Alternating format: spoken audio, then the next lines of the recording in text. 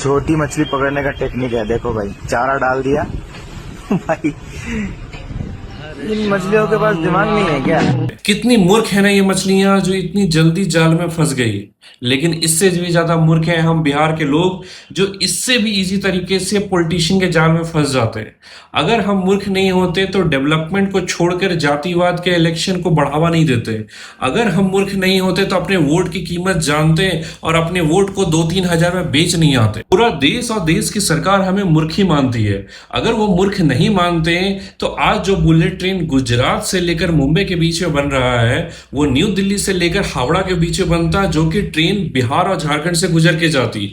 क्योंकि Indian railway का सबसे ज्यादा डिमांड दिल्ली से लेकर हावड़ा के बीच में जो झारखंड बिहार से गुजर के जाती है उसी रूट पे क्रिएट होता है।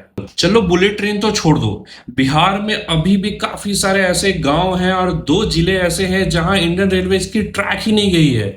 वो जिले हैं शिवहर और अरवल। तो हम बिहारियों से कितना भेदभाव किया जाता है। आप समझो कि देश का एक ऐसा कोना जहां 3 घंटे में 1000 किलोमीटर चलने वाली ट्रेन खोली जा रही है और दूसरे कोने में जो बिहार आता है वहां एक जनरल ट्रेन पकड़ने के लिए उस गांव से 3 घंटे लोगों को चलकर जाना पड़ता है। ऐसा नहीं है कि इन 2 डिस्ट्रिक्ट को रेलवे से जोड़ने की कोशिश नहीं की गई।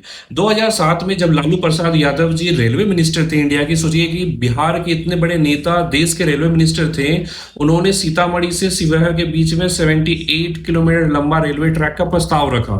221 करोड़ का बजट सेट हुआ इनिशियली, जो कि बाद में 1000 करोड़ का भी टच कर गया।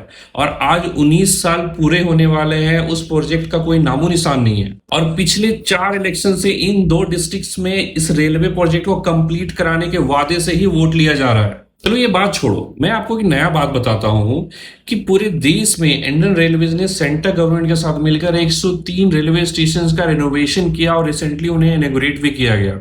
उस 103 में से 2 स्टेशन बिहार के थे। अब यहाँ डिफरेंसेस देखो, तेलंगाना का बिफोर और आफ्टर रेलवे स्टेशन का लुक देखो आप। एमपी का ये रेलवे स्टेशन है, इसका बिफोर और आफ्टर लुक देखो आप। अब आते हैं हम बिहार में।